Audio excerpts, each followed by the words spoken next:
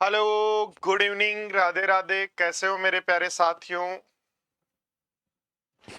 तो आज की क्लास में हम बात करने वाले हैं कि जब आप मैथ्स पढ़ना स्टार्ट करते हैं तो क्या बेसिक बातें हैं, क्या बेसिक कैलकुलेशंस हैं, क्या टेबल्स हैं, क्या स्क्वायर रूट्स हैं, क्या स्क्वायर्स हैं जो आपको आने चाहिए। तो दोस्तों, यदि हम बात करें कि यदि आपको एसएससी की तैयारी आज आप करना स्टार्ट कर रहे हो, एसएससी की तैयारी यदि आपने स्टार्ट किया है आज, तो सबसे पहले यदि हम बात करें, एक पार्ट आपका होता है कैलकुलेशन। जब आप तैयारी कर रहे होते हो, ठीक है, जो स्पीड में आपका रोल रखेगा। एक काम होता है आपका अरिथमेटिक, ठीक है। एक काम आपका होता है एडवांस, ठीक है। और इनको साथ में, ये तो हो गए इनके पार्ट्स, यानी टोटल यदि मैथ्स के दी पार्ट करें तो जनरली आप समझते हो कि सर अर्थमेटिक और एडवांस नहीं, अर्थमेटिक और एडवांस के साथ कैलकुलेशन।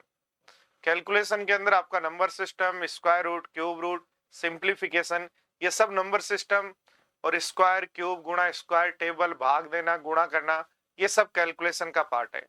तो नंबर सिस्टम है, सिंप्लीफिकेशन है, एलसीएम है, सिर्फ एक कैलकुलेशन के पार्ट होता है।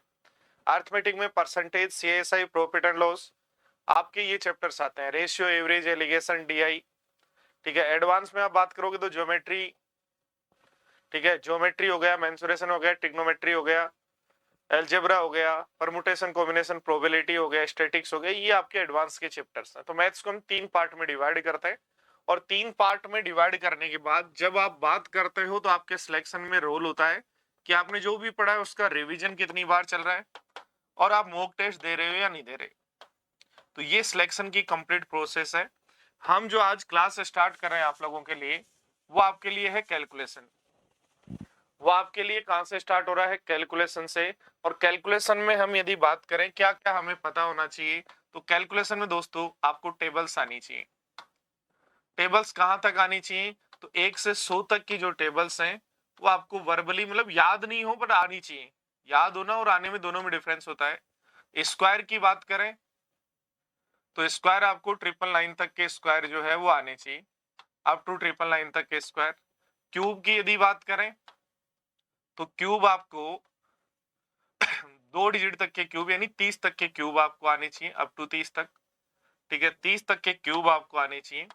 उसके बाद आपको स्क्वायर रूट आने चाहिए कि कौन सा नंबर स्क्वायर रूट है, कौन सा परफेक्ट स्क्वायर नंबर है, कौन सा नंबर का क्यूब रूट क्या होगा, ठीक है। इस तरीके से आपको आने चाहिए।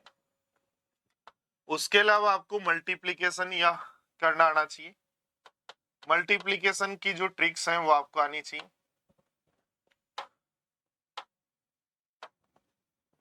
मल्टीप्लीकेशन की जो ट्रिक्स हैं, 2 डिजिट के नंबर को कैसे गुणा करें, 3 डिजिट के नंबर को कैसे गुणा करें, ये सारी चीजें जो है वो आप लोगों को आनी चाहिए, ठीक है। उसके अलावा क्या आना चाहिए? तो आपको एक डिजिट सम मेथड होता है वो आना चाहिए, डिजिट सम मेथड होता है वो आना चाहिए। और एक परसेंटेज टेबल होती है वो आपको आनी चाहिए, परसेंटेज टेबल होती है, ये आपको आनी चाहिए। मैथ्स की जब तैयारी स्टार्ट करें, कम से कम ये पहले 7 काम आप लोगों को आने चाहिए, तब आपको मैथ्स की तैयारी स्टार्ट करनी चाहिए। मैथ्स आप तब अपने आप को स्ट्रॉन्ग कर सकते हैं। तो हम स्टार्ट करते हैं कैलकुलेशन के अंदर। तो सबसे पहले यदि हम बात करें कि टेबल्स को कैसे याद करें, टेबल्स में क्या किया जाए। देखो, कोई भी नंबर, सबसे पहले टेबल की यदि बात करें तो 1 से 9 तक की टेबल आना याद होना जरूरी है। टेबल्स की यदि बात करें, पार्ट 1 की यदि अपन बात करें तो 1 से 9 तक की टेबल आपको याद होना जरूरी है। उसके बाद कैसे कॉन्सेप्ट्स को यूज लेना है, जैसे देखो ध्यान दो, आपको यदि 13 को मल्टीप्लाई करना है 7 से, तो 13 को मल्टीप्लाई करना है 7 से, तो 13 को आप क्या लिख सकते हो? 10 + 3। और मल्टीप्लाई करना है 7 से, तो आप 7 से 10 को मल्टीप्लाई करो 70, और 7 से 3 को मल्टीप्लाई करो 21। तो आप बोलेंगे सर 13 7 91 होता है। क्या सीख रहे हैं? देखो, जैसे 24 को इंटू करना है 6 से, 24 को इंटू करना है 6 से, तो 24 में 24 को 20 + 4 कह सकते हो, और मल्टीप्लाई करना है 6 से। 6 को 20 से मल्टीप्लाई करो और 6 को 4 से मल्टीप्लाई करो, तो टोटल आपका आंसर हो जाएगा 144। बोलो बात कुछ समझ आ रही है क्या? अपन तब तक सीखेंगे किसी भी बात को जब तक आपको समझ याद नहीं हो जाएगी। दोस्तों पहला, कोई भी काम को जब हम कर रहे होते हैं तो हम पूरे बेसिक से कर रहे होते हैं, फिर इतनी प्रैक्टिस कर लेते हैं पढ़ पढ़ के कि आपको पता है कि आप फिर कोई भी क्वेश्चंस को आराम से करने लग जाते हैं। हमारा जो पढ़ाने का मेथड है वो यही है, सबसे पहले उस चैप्टर को या जो भी पार्ट अपन पढ़ रहे हैं, जो भी कॉन्सेप्ट आप पढ़ रहे हैं, जिसको आप ट्रिक बोलते हैं वो पढ़ रहे हैं, या मैं एग्जाम अप्रोच बोलता हूं वो पढ़ रहे हैं। जब भी ऐसा पढ़ रहे होते हैं, कुछ भी पढ़ रहे होते हैं, सबसे पहला काम होता है कि उसके बेसिक्स को, उसके अंदर घुसो क्या है ये। ठीक है, बेसिक को सीखने के बाद उसकी इतनी प्रैक्टिस कर लो कि ट्रिक की नाम ही नहीं है। ट्रिक कोई एक चिड़िया का नाम थोड़ी है, ट्रिक प्रैक्टिस का दूसरा नाम है। एक आदमी साइकिल चला रहा है, साइकिल चलाना सबको आ रहा है, इसका मतलब साइकिल चलाना ट्रिक नहीं है।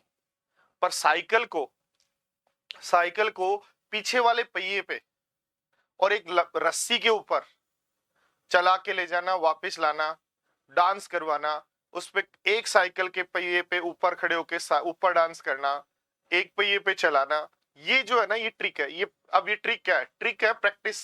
इतनी प्रैक्टिस कर ली, इतनी प्रैक्टिस कर ली कि आप लोग जो है जब भी इस तरीके की कोई कला दिखानी है तो आप आराम से कर सकते हो। तो क्वेश्चंस पे इतनी प्रैक्टिस करना। मैथ्स आना एक अलग गेम है, मैथ्स आना सिलेक्शन नहीं है। टीचर्स को जैसे मुझे मैथ्स आती है, सिलेक्शन नहीं है। हाँ, जिस टाइम मेरी प्रैक्टिस थी जब अलग था, कहानी ठीक थी। क्या मैं 2011-12 में इतनी मुझे प्रैक्टिस थी कि मैथ्स को मैं अच्छे से करता था, इंग्लिश से मेरी अच्छी थी। पर आज यदि हम बात करें कि मैथ्स आना यानी एक टीचर बनना है, आप मैथ्स का कोई भी क्वेश्चन आराम से सोल्व कर सकते हो, उसके कॉन्सेप्ट बना सकते हो, उस पर ट्रिक कर सकते हो, उसके और बेसिक्स में जा सकते हो, ये मैथ्स आना है। बट सिलेक्शन लेना अलग गेम है। सिलेक्शन लेना गेम ये है कि साइकिल चलाना और साइकिल को एक पहिए पे रस्सी पे डांस करवाना, जो डिफरेंस है वही मैथ्स आना और सिलेक्शन लेने में डिफरेंस है। तो उसको साइकिल अलग अलग चलाने की जरूरत नहीं है, एक अपनी साइकिल पे उसने इतनी प्रैक्टिस कर ली कि उसको पता है अपनी साइकिल को कहां रोकना है, कैसे एक पहिए पे चलेगी, कैसे रस्सी पे चलेगी, कब इधर हो जाती है, कब यहाँ बैलेंस्ड होती है, कितना इसमें वजन है, कि कितने डिग्री पे झुकाने पर ये बैलेंस्ड हो जाती है। ये जो बातें सीखते हैं, मैं क्या बता रहा हूं, मैथ्स सीखना, मैथ्स साइकिल चलाना आना, सिलेक्शन लेना, द गेम इज कि आप साइकिल में कलाकृतियां करने में एक्सपर्ट है। तो आपको यदि सिलेक्शन लेना है तो मैथ्स के जो कॉन्सेप्ट आप सीख रहे हो उनकी इतनी प्रैक्टिस करनी पड़ेगी कि क्वेश्चन दिखा और दिमाग में ही चलना स्टार्ट हो जाए, पेन धीरे, हाथ धीरे चले और स्टेप्स आगे चले, अपने आप सिलेक्शन हो जाएगा। मैथ्स के कारण आपका सिलेक्शन नहीं रुकेगा। ध्यान दो, देखो दिया हुआ है कि 43 को भैया 4 से मल्टीप्लाई करो, तो 43 को क्या लिख सकते हो, 40 + 3 कह सकते हो, और मल्टीप्लाई करना है 4 से, तो 4 को 4 से मल्टीप्लाई करेंगे बनेगा 160, 4 को 3 से मल्टीप्लाई करेंगे बनेगा 12, तो आंसर हो जाएगा 172। ये कॉन्सेप्ट आपको सीखने के बाद कोई भी 1 से 100 तक की टेबल को या 1 से 200 तक की टेबल को आपको याद करने की जरूरत नहीं है। 1 से 9 तक की टेबल याद करो, उसी से आपका काम चल जाएगा। देखो ध्यान दो, जैसे मान लो 123 को मल्टीप्लाई करना होता 5 से, तो क्या करते, 123 को क्या कह सकते हो, आप बोलोगे सर 100 + 20 + 3 कह सकते हैं, बोलो यस या नो। और 100 + 20 + 3 को 5 से गुणा करना है, 5 को 100 से वर्बली मल्टीप्लाई करो 500, 5 को 20 से गुणा करो 100, 5 को 3 से गुणा करो 15, तो आप बोलोगे 615 होगा। ये सब प्रैक्टिस का गेम है, पहले सीखने का गेम है, फिर प्रैक्टिस का गेम है। कहा गया 317 को मल्टीप्लाई करो 4 से, तो आप कहोगे 4 3 जा 1200, 4 3 जा 1200, 4 10 जा 40, 4 10 जा 40 और 4 7 जा 28, तो आंसर हो जाएगा आपका कि 1268 हो गया। बोलो बात सीख पाए क्या? तो मात्र 10 सेकंड में, 15 सेकंड में आप 1 से 100 तक की टेबल या 1 से 200 तक की टेबल का कोई भी वैल्यू निकाल सकते हो। जैसे मैंने कहा 42 × 7 निकालो, क्या कहा 42 × 7 निकालो, तो आप क्या करोगे 40 × 7 280, 2 × 7 14, 280 और 14 कितना हो गया, तो आप जोड़ लोगे कि 494 होता है सर। तो जो 280 और 14 कितना होता है, तो आप बोलोगे सर कि ये तो 294 होता है। तो ध्यान दो, देखो एक क्वेश्चन मैंने आपको दिए हैं दो स्क्रीन पर, फटाफट मैं चाहता हूं आप लोगों के कमेंट आ जाए। पहला क्वेश्चन क्या है, 54 इंटू 4। तो ध्यान दो, देखो दिमाग में आपके चलना चाहिए कि इसको पहले मल्टीप्लाई करेंगे 50 से तो बन जाएगा 200, इसको मल्टीप्लाई करेंगे 16 से तो बन जाएगा 216। बोलो बात समझ आ रही है क्या? 50 प्लस 4 तो 50 गुणा 4 200, 4 गुणा 4 16। 79 इंटू 7, 79 इंटू 7 तो 7 को 70 से मल्टीप्लाई किया 490, 70 को इससे मल्टीप्लाई किया 63, तो आपका बन जाएगा 355। बोलो बात समझ आ रही है क्या? हाँ जी, बताइएगा फटाफट, क्या आपको बात समझ आई? हाँ, स्टार्टिंग में हो सकता है आपकी गलतियां हो, कोई बात नहीं, गलतियों से सीखना है, गलती होने देना है। साइकिल जब उसने कलाकृतियां करने के लिए सीखी होगी तो मेरा ये मानना है कि वो साइकिल से गिरा होगा, और गिरेगा तभी सीखेगा, गिरेगा तभी सीखेगा, और नहीं गिरेगा तो नहीं सीखेगा। ये बात भी अपने को ध्यान रखनी है। गिरेगा तभी सीखेगा, नहीं गिरेगा नहीं सीखेगा। गलतियां होंगी मतलब सीखने की कोशिश कर रहे हैं, गलतियां नहीं हो रही इसका मतलब सीखा ही नहीं अपन ने। देखो क्या कहा गया है, फटाफट ध्यान दीजिएगा, क्या कहा गया, 89 इंटू 8, 89 इंटू 8, तो 8 को 80 से मल्टीप्लाई करो 640 होगा, 8 को 9 से मल्टीप्लाई करो 72 होगा, तो आंसर हो जाएगा 712। बोलो ठीक है क्या बात? 93 इंटू 7 तो 9 7 63, 630, 7 3 21, तो आंसर हो जाएगा 651। बोलो मेरे गुलाब जामुनो ठीक है क्या बात? चलेगा, दिमाग चलेगा, पेन चला रहे हैं, जैसे पेन चला रहे हैं उससे तेज दिमाग भी चलेगा। प्रैक्टिस की जरूरत पड़ेगी, ये ध्यान रखना, बिना प्रैक्टिस काम नहीं होगा। आपको लग रहा हो कि हम बिना प्रैक्टिस बहुत सारा काम कर लेंगे, तो पॉसिबल नहीं है। देखो आगे बढ़ने से पहले, आगे बढ़ने से पहले आगे हम बात करते हैं कि भाई यदि आपने ये तो सिखा दिया सर कि 13 इंटू 7 कितना होगा, तो ये बन जाएगा 70, ये बन जाएगा 21, तो आंसर हो जाएगा 91। सर आपने ये भी सिखा दिया कि 123 इंटू 4 यदि करना तो क्या होगा, तो ये बन जाएगा 400, ये बन जाएगा 80, ये बन जाएगा 12, तो 492। मेरा सजेशन ये है, 3 डिजिट नंबर यानी 200 300 ऐसे कुछ जो नंबर्स हैं उनकी टेबल की प्रैक्टिस करो डेली, और ऐसा करने पर 2 डिजिट वाला जो है वो अपने आप ही फास्ट होने लग जाएगा। 213 को 4 से गुणा कर लो, 7 213 को 4 से गुणा कर लो, 119 को 6 से गुणा कर लो, 1 से 9 तक टेबल का मतलब 1 से 9 तक के गुणा आपको आने चाहिए, और इसकी बार बार प्रैक्टिस आपको करनी है। मेरा ये सजेशन है कि कम से कम डेली जो है 5 क्वेश्चन ऐसे आप पर डे खुद लिखकर करते जाएं।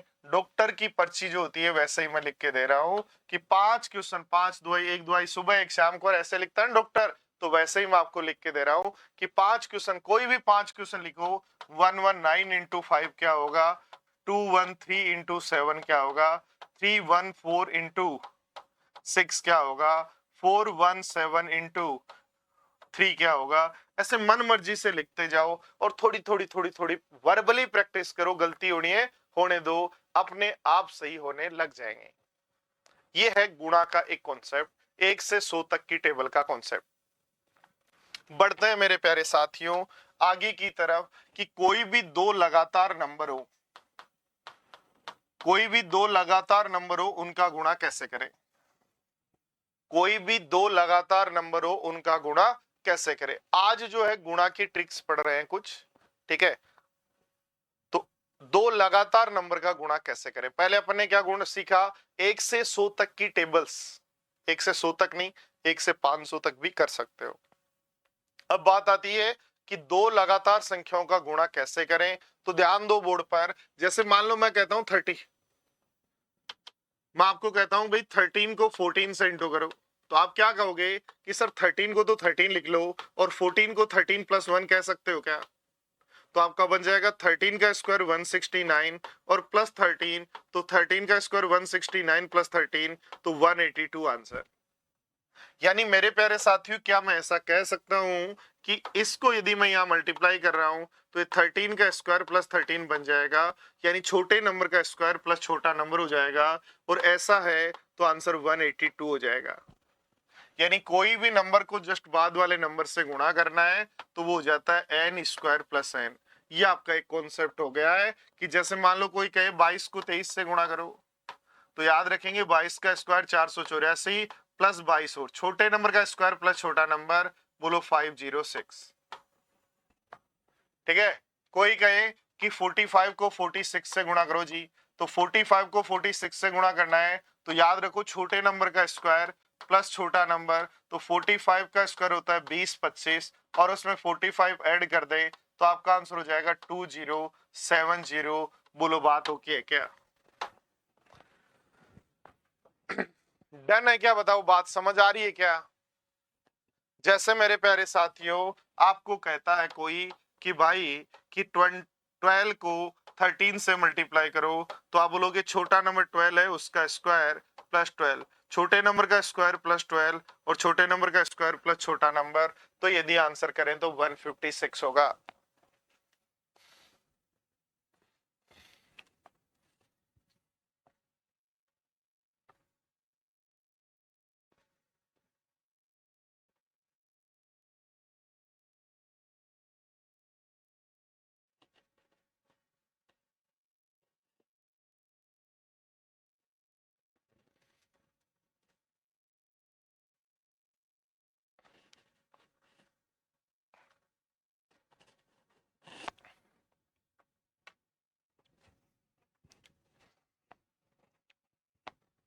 तो कुछ प्रैक्टिस करते हैं।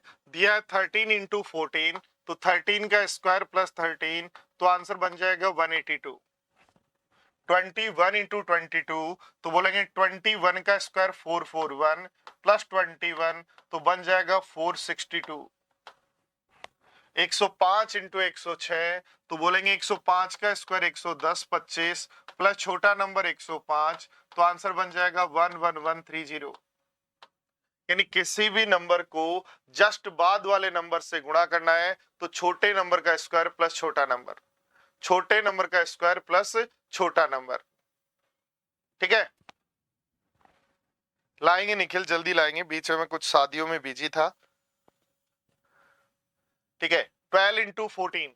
अब बात आ गई 12 इंटू 14 कैसे करें, यानी लगातार नंबर नहीं है बट उनके बीच का नंबर आप जानते हो। देखो एक बात बताओ, एक कॉन्सेप्ट बताओ, क्या आप लोग कह सकते हो कि a प्लस बी को सर a माइनस बी से गुणा करें? कॉन्सेप्ट नंबर नेक्स्ट, तो a प्लस बी को a माइनस बी से गुणा करें तो a square minus B square बन जाता। बोलो बात समझ आ रही है क्या आपको? a प्लस बी को a माइनस बी से यदि गुणा करें तो क्या आप जानते हैं स्क्वायर माइनस बी स्क्वायर होता है? तो ध्यान दो, देखो जब भी इस तरीके का क्वेश्चन हो, लगातार नहीं है तो ढूंढो इनके बीच का नंबर। 12 और 14 के बीच का नंबर कौन है? 13। तो एक नंबर को आप 13 माइनस 1 कह सकते हो और दूसरे नंबर को 13 प्लस 1 कह सकते हो, और ऐसा है तो 13 का स्क्वायर 169 माइनस डिफरेंस का स्क्वायर, तो आंसर हो जाएगा 168। 13 इंटू 15 यदि करना है तो आप एक नंबर को 13 और 15 का डिफरेंस कौन होता है? 4, बीच का नंबर 13 और 15 का, 13 और 15 के बीच का नंबर कौन होता है? 14। तो एक नंबर है 14 माइनस 1 और दूसरा नंबर है 14 प्लस 1, और ऐसा है तो 14 का स्क्वायर 196 माइनस 1 कर दें तो 195 आंसर हो जाएगा।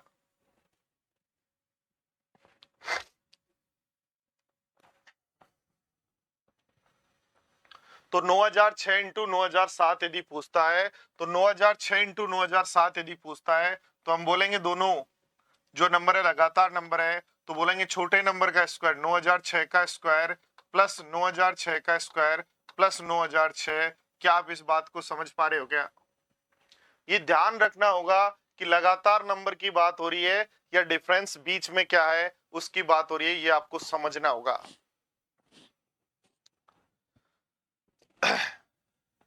देखो कहता है 18 इंटू 22 करो, तो 18 और 22 का सम करो कितना हुआ? 40, और 40 का आधा करोगे तो बीच वाला नंबर आ जाएगा।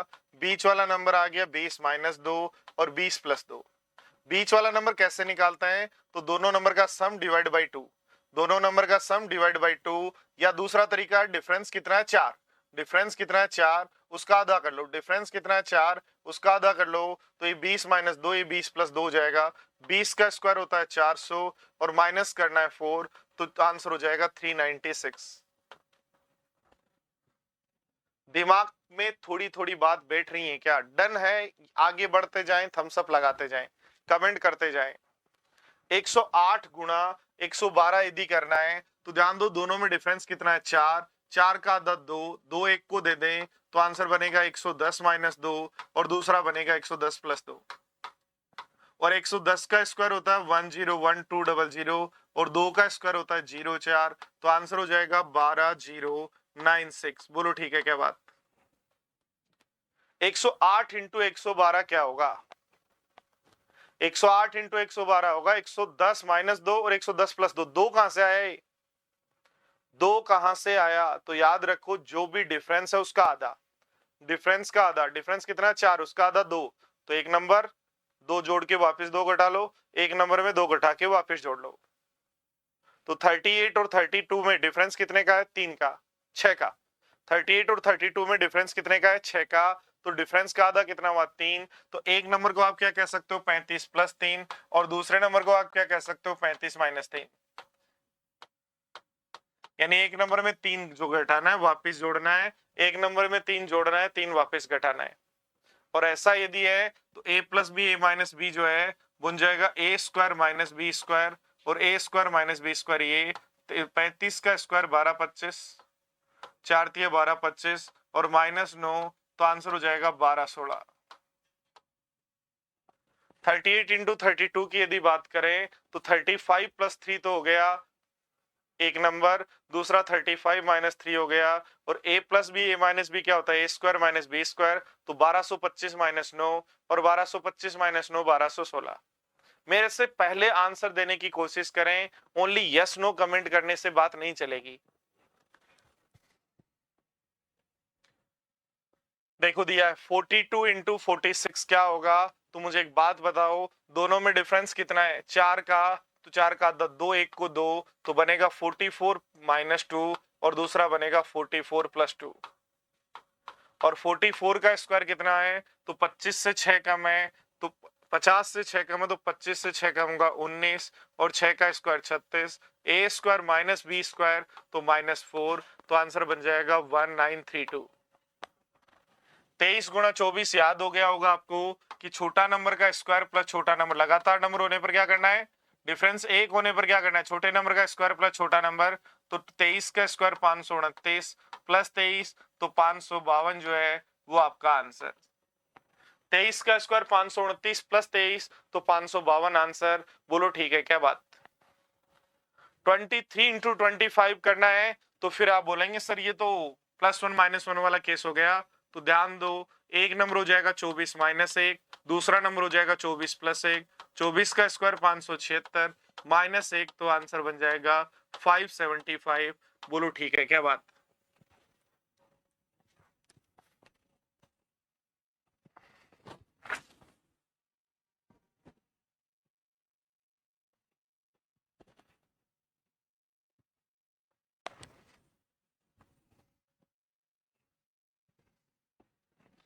चलो कुछ क्वेश्चन आपको स्क्रीन पे दिखाई दे रहे होंगे, मैं चाहता हूं इनका आंसर जो है आप लोग फटाफट कर दें और कमेंट करें कि हाँ भाई इनका आंसर क्या होगा। 23 इंटू 27 की वैल्यू क्या होगी? तो आप बोलेंगे सर दोनों का डिफरेंस तो कितना है 4, और डिफरेंस 4 है तो 4 का आधा करो 2, 2 एक को 2 और वापिस ले लो, और 1 से 2 कम करो और वापिस दे दो, और ऐसा है तो ए स्क्वायर माइनस बी स्क्वायर तो 625 माइनस 4 जो है 621 बन जाएगा। बोलो आपको लग रहा है कि अब आप गुणा कर सकते हो? 23 गुणा 29 डिफरेंस हो गया 6, और 6 का आधा करेंगे 3, तो इसका एक नंबर है 26 माइनस 3 और दूसरा नंबर है 26 प्लस 3। क्या किया ध्यान दो, देखो जिनको नहीं समझ में है ना क्या किया वो देखो, ध्यान दो, देखो डिफरेंस कितना है 6 और 6 का आधा कितना हुआ 3, 6 का आधा डिफरेंस देखो आधा कर लो 3, अब 3 इसको 2 और वापस ले लो, 23 को 3 2 26 वापस ले लो, 29 को 3 लो और वापस दो, यानी 23 को जो डिफरेंस है वो देना है 26 बनेगा वापस ले लो, 29 में से 3 निकालना और वापस दे दो। a plus B a minus B क्या हो जाएगा, a square minus B square, तो 26 का स्क्वायर 676 और माइनस 3 का स्क्वायर 9, 676 माइनस 9 बन जाएगा 667। बोलो ठीक है क्या बात।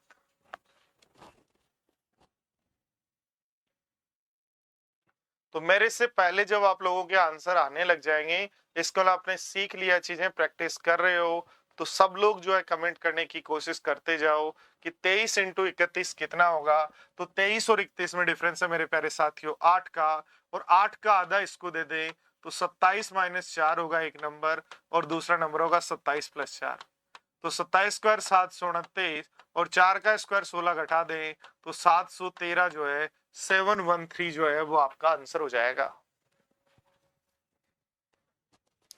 एक बात मैं और सजेस्ट करूंगा आपको, और वो सजेशन क्या है, सजेशन ये है कि टेबल और पहाड़े और जोड़ और बाकी आपको जिस लैंग्वेज में आते हैं ना, आपको उसी लैंग्वेज में प्रैक्टिस करनी है। आज अपने समाज की स्थिति ये है कि सब लोग इंग्लिश इंग्लिश इंग्लिश के पीछे भाग रहे हैं, और हमारे एनवायरनमेंट में कहीं भी इंग्लिश नहीं है। ठीक है, ना अपने परिवार में इंग्लिश बोलते हैं, ठीक है, ना अपने घर में इंग्लिश बोलते हैं, ना स्कूल में बच्चे बस में भी इंग्लिश बोलते हैं, ओनली क्लासरूम में टीचर के सामने इंग्लिश बोलते हैं। तो फिर जब आप इंग्लिश में थिंकिंग बना ही नहीं पाए, देखो अपन जब भी कोई चीज देखते हैं, कोई भी काम जब हम कर रहे होते हैं, तो हमारा जो दिमाग है क्या वो सोच रहा होता है दिस, जैसे मान लो आप क्रिकेट खेलने गए, तो क्या आपका दिमाग सोच रहा है कि I found a ball and bat and some sticks and फिर आई कॉल माय फ्रेंड्स, क्या ऐसा आप सोच पा रहे हो? नहीं, आप लोग सोच पा रहे हो कि मैं अपने दोस्त को फोन करता हूं और बॉल और बैट वो ले आएगा और स्टंप मैं लेके चलता हूं। जब बेसिक रूट्स आपके दिमाग में हिंदी में है, आपकी लैंग्वेज जो है वो हिंदी है, और आप यदि इंग्लिश बनने की कोशिश करेंगे, कैलकुलेशन कभी ठीक नहीं होगी। और जो आज स्थिति है उसका सबसे बड़ा कारण यही है कि मैं कई बार पीटीएम में जाता हूं, तो टीचर्स जो होते हैं वो बोलते हैं कि आपका बच्चा जो है बहुत सीधा है। मुझे बोलते हैं या और भी बच्चों को बोलते हैं, बट रियल में बच्चा इसलिए सीधा है क्योंकि उसको जो भी बात करनी है ना स्कूल के अंदर वो इंग्लिश में करनी है, और उसको इतनी इंग्लिश नहीं है। जनरली मैं जैसे पीटीएम में जाता हूं तो देखता हूं कि सर आपका बच्चा क्वेश्चंस पूछता ही नहीं है, आपके बच्चे ने प्रॉब्लम्स होती ही नहीं है और फिर भी मार्क्स कम आ रहे हैं। पता नहीं, हम क्लास में बहुत बोलते हैं कि बच्चों पूछो पूछो पूछो, और बच्चे नहीं पूछते। तो उसका सबसे बड़ा जो कारण है कि टीचर कहता है कि इंग्लिश में क्वेश्चन पूछो, और उसके कारण। और दूसरी सबसे बड़ी बात, एक आदमी सबसे पहले देखो ध्यान दो, जैसे मान लो कोई न्यूज़पेपर का आर्टिकल आपने पढ़ा और मैं कहता हूं आप मुझे समझाओ। आप यदि इंग्लिश मीडियम के हो तो आप न्यूज़पेपर का आर्टिकल इंग्लिश में पढ़ोगे, इंग्लिश में सोचोगे, इंग्लिश में एक्सप्लेन कर दोगे। तो दिमाग की जो प्रोसेस है सीपीयू पे कोई ज्यादा जोर नहीं आया। पर बात क्या है, जो हिंदी मीडियम वाला है पहले इंग्लिश में पढ़ेगा, हिंदी करेगा, फिर समझेगा, खुद समझेगा, फिर वापस इंग्लिश करेगा, तब वो बोलेगा। तो सीपीयू जो है वो गर्म हो जाता है, मशीन। ठीक है, उसकी मेमोरी जो है वो थोड़ी सी स्ट्रिक हो जाती है, कई कई बार लेक भी हो जाती है, और इसलिए हम अपना आउटपुट 100% नहीं दे पाते। हम जीनियस होके भी प्रूव नहीं कर पाते कि हम जीनियस हैं। ठीक है, तो कभी भी याद रखना, आप कंपटीशन एग्जाम में हो, आईएएस तो है नहीं, आईएएस को छोड़कर जो भी तैयारी कर रहे हैं उसको अपनी लोकल लैंग्वेज में तैयारी करनी चाहिए। कुछ बच्चे जैसे मेरे को पूछते हैं जीके किस लैंग्वेज में पढ़ूं, जिसमें बेटा तू कंफर्ट है। बात यह है कि जैसे 10 तक आपके नॉर्मली क्या था, हिंदी मीडियम, तो आपने सामाजिक विज्ञान या स्टैटिक्स पढ़ा है इंग्लिश हिंदी मीडियम में, तो आपको सामाजिक ज्ञान या जो आपकी पॉलिटी या फिर एसएसटी, ये हिस्ट्री, ये इंग्लिश में समझ में नहीं आएंगी, इंग्लिश में आप जबरदस्ती परेशान होंगे। पर मान लो आपने ये चीजें तो पढ़ी है हिंदी मीडियम में, और जब 11वीं 12वीं में आ गई तो फिजिक्स केमिस्ट्री को आपने पढ़ा इंग्लिश में, और आगे भी कोई तैयारी की उसमें भी इंग्लिश में, या ग्रेजुएशन किया तो उसमें भी आपने इंग्लिश में लिख के आए। तो जब अब आप स्टडी कर रहे होंगे और तब आपने यदि साइंस को हिंदी में पढ़ने की कोशिश की, तो अब हिंदी में नहीं समझ में आएगी। तो हो सकता है आपको कोई सब्जेक्ट इंग्लिश में नहीं समझ में आए, हो सकता है आपको कोई सब्जेक्ट हिंदी में नहीं समझ में आए, क्योंकि उसकी टर्मिनोलॉजी जो है वो आपके दिमाग में फीड इंग्लिश में। तो पहली सबसे पहले यदि किसी, जैसे मैथ्स मान लो मैं सबसे पहले इंग्लिश में पढ़ा होता तो मेरे को हर टर्म इंग्लिश में याद होती। केमिस्ट्री मैंने पहली बार जब पढ़ी इंग्लिश में पढ़ी, तो इसलिए मुझे लगभग केमिस्ट्री और फिजिक्स की जो टर्म है वो इंग्लिश में याद है, हिंदी में नहीं समझ में आती। तो जैसे मैंने फिजिक्स केमिस्ट्री की मैं बात करूं, मुझे किस में समझ में आती है? इंग्लिश में समझ में आती है। पर मेरा इको है, पॉलिटी है, हिस्ट्री है, ज्योग्राफी है, ये हमेशा मेरा 10वीं तक किस में पढ़ा हुआ है? हिंदी में। इसलिए जब मैं पढ़ रहा होता हूँ तो हिंदी में मैं कंफर्ट होता हूँ।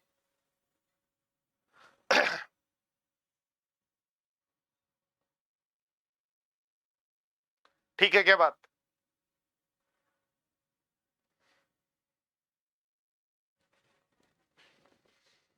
चलो तो एक कॉन्सेप्ट और पढ़ते हैं। देखो ये तो आप कर लेना। अगला कॉन्सेप्ट क्या है कि 24 इंटू 26, 23 इंटू 27, 32 इंटू 38, तो ये कैसे गुणा करेंगे? बताओ, आपके दिमाग में कुछ आ रहा है क्या?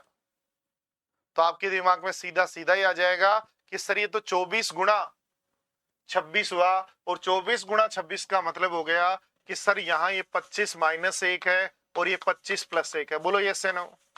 25 माइनस 1 और 25 प्लस यदि 1 है तो 625, और माइनस 1 का स्क्वायर 1, तो 624 जो है वो आपका आंसर हो जाएगा।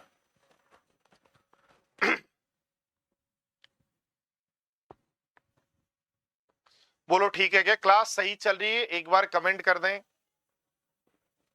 देखो 23 और 27 की बात करें तो डिफरेंस है 4 का, 2 इसको दो 25 माइनस 2 बनेगा, और 2 इससे ले लो तो ये 25 प्लस 2 बनेगा।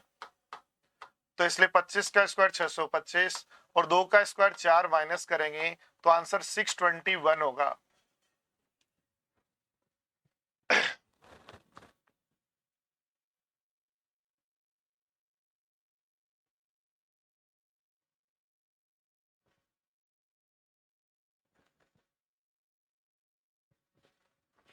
चलो क्या कहा? 32 इंटू 32 बताओ। तो ध्यान दो, डिफरेंस है कितने का? 6 का। 6 का आधा 3 इसको देंगे तो बनेगा 35 माइनस 3, और दूसरे से 3 ले लेंगे तो बनेगा 35 प्लस 3। और ऐसा मेरे प्यारे साथियों यदि है तो a minus B A plus B बन जाएगा ए स्क्वायर।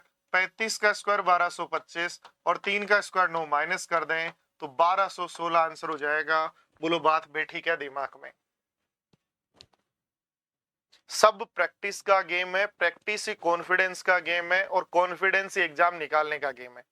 जिस दिन एक एग्जाम निकल जाएगा ना बच्चे, उस दिन आपको चूज करना पड़ेगा कि मैं आरआरबी भुवनेश्वर ज्वाइन करूं, या एसएससी दिल्ली ज्वाइन करूं, या स्टेनो जो है जयपुर ज्वाइन करूं, या फिर मेरा बैंक ऑफ बड़ौदा में जो सिलेक्शन हुआ है वो कहा लक्ष्मणगढ़ ज्वाइन करूं। ये कंफ्यूजन हो जाएगा, इतने सिलेक्शन हो जाएंगे कि जो एग्जाम दोगे ना वही पास होता जाएगा। ठीक है, तो इसलिए एक बार अपने आप को तैयार करना है, और वो तैयार कैसे होगा? तो वो प्रैक्टिस से होगा। 82 इंटू 88 करना है। डिफरेंस कितना है? 6 का। 3 1 को दो तो 85 माइनस 3, और 3 1 को दो तो 85 plus 3। A plus B A minus B, A square minus B square, तो 8 9 72 25, 85 का स्क्वायर 8 9 72 25, और 3 का स्क्वायर 9, तो आंसर हो जाएगा 7216। अब कुछ स्टूडेंट समझ रहे हैं कि सर आप 85 को 85 से इतना फास्ट गुणा कैसे कर लेते हो? 85 को 85 से इतना फास्ट गुणा कैसे कर लेते हो? या 55 को 55 से इतना फास्ट गुणा कैसे कर लेते हो? या 72 को 78 से फास्ट गुणा कैसे कर लेते हो? या ध्यान दो, 36 को 34 से इतना फास्ट गुणा कैसे कर लेते हो? तो मेरे प्यारे साथियों एक कॉन्सेप्ट और है। क्या है कॉन्सेप्ट? देखो ध्यान दो कि जब भी इकाई के अंकों का योग 10 हो और पीछे की डिजिट सेम हो, इकाई के अंकों का योग 10 हो और पीछे की डिजिट सेम, इकाई के अंकों का योग 10 हो पीछे की डिजिट सेम, इकाई के अंकों का योग 10 हो पीछे की डिजिट सेम, तो कुछ नहीं करना। क्या करना है? 6 चौक 24, सीधा गुणा करो जो लास्ट डिजिट है। यूनिट डिजिट को यूनिट डिजिट से गुणा करो, इकाई के अंक को इकाई के अंक से गुणा करो, और पीछे 3 जो बचा उसको जस्ट बाद वाले नंबर से गुणा कर दो। 3 के बाद गुण आता है 4, जैसे 8 गुणा 2 क्या करोगे? 16, और 7 के बाद गुण आता है 8, तो 7 8 56। ध्यान दो, 5 को 5 से गुणा करो 25, और 6 के बाद गुण आता है तो 7। ध्यान दो, 5 को 5 से गुणा करो 25, तो 8 के बाद गुणा आता है 9, तो 9225। इसलिए मेरे प्यारे साथियों, इन क्वेश्चंस को करने का एक दूसरा जो तरीका है, इन क्वेश्चंस को करने का जो दूसरा तरीका है मेरा ये होगा। ध्यान दो, देखो इकाई के अंकों का योग 10 और पीछे सेम है, तो 6 चौक 24, और 2 जो बच गया ना उसको 3 से गुणा करेंगे 624। ध्यान दो, देखो 3 और 7 10 होता है और पीछे की डिजिट सेम है, तो 7 तियां बन गया 21, और जो पीछे 2 बच गया उसको गुणा करेंगे 3 से, तो 2 तियां बन जाएगा 6। एक मेथड सीखा जो पीछे, उसको भी काम में लिया। अब दूसरा मेथड भी देखो, ध्यान दो, इकाई के अंकों का योग है 10, तो 8 दूनी 16, और पीछे की डिजिट सेम है और डिजिट कोण है 3, तो 3 को 4 से गुणा करेंगे तो आंसर बन जाएगा 12। ध्यान दो, देखो पीछे की डिजिट, आगे की डिजिट्स का सम 10 और पीछे की डिजिट है सेम, तो आगे की डिजिट का गुणा 6 चौक 24, और 4 को 5 से गुणा कर दो तो 20। ध्यान दो, 7 को 3 से गुणा करो 21, और 5 को 6 से गुणा कर दो 30। ध्यान दो, 8 दूनी 16, और 8 जो बच गया उसको गुणा करो 9 से, तो 8 9 72 16। ध्यान दो, 9 एकम बन गया 9, और ध्यान दो 3 को 4 से गुणा करेंगे तो 12। क्या है कॉन्सेप्ट? जब भी ऐसे नंबर है जिनके इकाई के अंकों का योग तो है 10, जब भी ऐसे नंबर है जिनके इकाई के अंकों का योग तो है 10 और पीछे की डिजिट यदि सेम है, तो इकाई के अंकों को गुणा करो और पीछे की डिजिट जो बच गई उसको जस्ट बाद वाले नंबर से मल्टीप्लाई कर दो, प्रोडक्ट कर दो। तो बोलो 7 3 जा कितना बनेगा 21, और 11 को 12 से गुणा कर दो, 11 का स्क्वायर प्लस 11, तो आंसर हो जाएगा 132। ध्यान दो, देखो 9 एकम 9, 2 डिजिट लिखनी होती हैं, और 4 के जस्ट बाद गुणा आता है 5, उससे गुणा कर दो, तो 4 गुणा 5 जो है मेरे प्यारे साथियों, 4 के जस्ट बाद 5 आता है, 4 गुणा 5 बन जाता है 20। बोलो कुछ समझ आ रहा है क्या?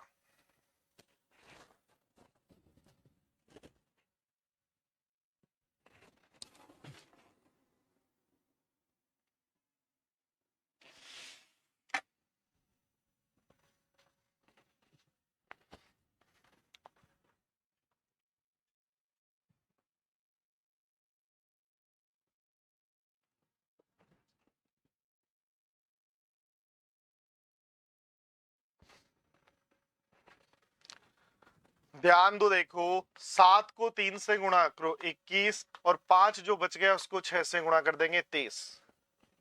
ध्यान दो, देखो 5 5 बन गया 25, 8 को 9 से गुणा कर देंगे बन जाएगा 72। ध्यान दो, देखो 4 4 16, और ध्यान दो ये बन गया 10। अब कैसे करें? तो अगला कॉन्सेप्ट आ गया, आपको 24 गुणा 84 को कैसे गुणा करें कि आगे की सेम है और पीछे 10 है, आगे की सेम है पीछे 10 है, तो आंसर क्या होगा? बोलो कोई है आपके दिमाग में कॉन्सेप्ट बैठ रहा है क्या?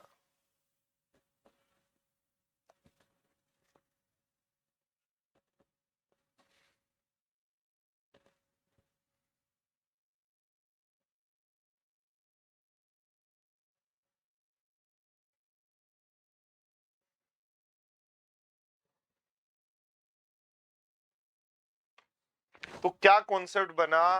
देखो सारे स्टूडेंट्स ध्यान दो, कॉन्सेप्ट बना कि भैया 24 गुणा 84। ध्यान दो, अभी कॉन्सेप्ट ए अपन पढ़ रहे थे कि भाई 42 गुणा 48 कितना होगा। ये कॉन्सेप्ट क्या था? ये कॉन्सेप्ट था इकाई के अंकों का योग तो 10 और पीछे की डिजिट सेम। तो हमने क्या कहा, जब सम 10 है तो इनको गुणा करो 8 दूनी 16, और पीछे क्या करो, तो 4 को गुणा कर दो 5 से, तो 8 को 2 से गुणा करो 16, और 4 को पीछे 5 से गुणा कर दो 20। दूसरा कॉन्सेप्ट क्या है? दूसरा कॉन्सेप्ट है कि ये दोनों तो है सेम, इकाई के अंक तो है सेम, इकाई के अंक तो है सेम, और पीछे जो डिजिट बच गई उनका सम 10। तो सबसे पहले इकाई के अंक को इकाई के अंक से गुणा करो, 4 4 16। फिर ध्यान दो, देखो दाई के अंक को दाई के अंक से गुणा करके दाई के अंक को दाई के अंक से गुणा करके और ये जो 4 है ना वो जोड़ दो, तो 8 दूनी 16 और 4 क्या 20 बन जाएगा। क्या करना है देखो, ध्यान दो, जब भी आपके, ध्यान दो, यूनिट डिजिट तो क्या है सेम, यूनिट डिजिट तो क्या है सेम, और पीछे 10 बन रहा है, तो ध्यान दो यूनिट डिजिट को यूनिट डिजिट से गुणा करो 16, 10 डिजिट को 10 डिजिट से गुणा करो 16, और ध्यान दो ये जो इक्वल चल रहा था ना इसको जोड़ दो, तो 16 और 4 हो जाएगा 20। एक बार एक क्वेश्चन करके बता दो कि यदि ऐसा हो कि 74 इंटू 34 की वैल्यू क्या होगी।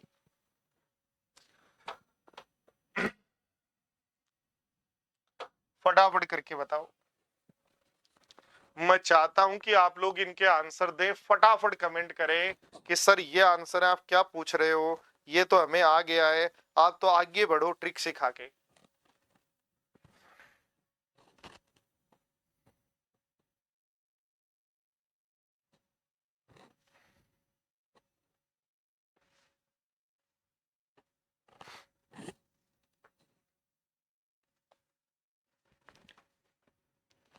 क्या आप ऐसा बोलेंगे कि सर जो भी हमने सीखा है उसको आप एक बार बताते हैं, हमारे तो समझ में आ ही जाता है कि पीछे की जो इकाई के अंक है वो तो सेम है, और पीछे की डिजिट्स का योग 10 है, तो 4 को 4 से गुणा करेंगे 16, और 7 को 3 से गुणा करके ये सेम वाला जोड़ देंगे, तो 21 और 4 बन जाएगा, 21 और 3, 21 और 4 बन जाएगा 25।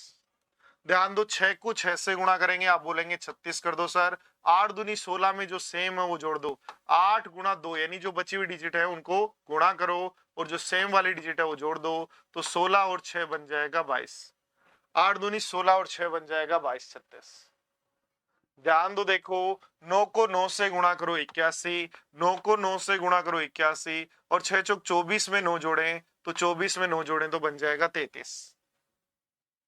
क्या कहा, 69 इंटू 49 यदि करना है तो 9 को 9 से गुणा करो 81, और 6 चौक 24 गुणा 9 जो है वो बन जाता है 33।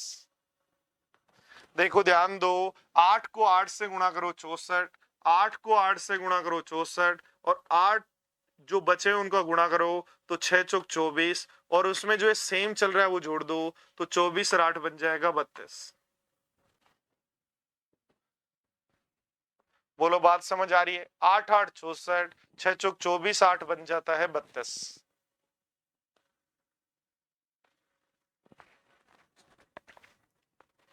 फिर पढ़ते हैं, देखो एक क्वेश्चन कि 103 को 104 से कैसे गुणा करें, या 105 को 107 से कैसे गुणा करें, तो ये चीजें पढ़ेंगे अपन अगली क्लास में। तो सब लोग जो यहां तक पढ़ के आए ये आगे पढ़ेंगे अब, कि 100 के बाद वाले नंबर को कैसे गुणा करें, 200 के बाद वाले गुणा नंबर्स को कैसे गुणा करें, या उनके स्क्वायर कैसे करें, सब चीजें अपन आगे पढ़ेंगे। ठीक है, तो अब तक जो आज पढ़ा है उसको रिवाइज करें, कल सेम टाइम पे फिर मिलते हैं, तब तक के लिए बाय बाय, टेक केयर, अपना ख्याल रखें, जय हिंद।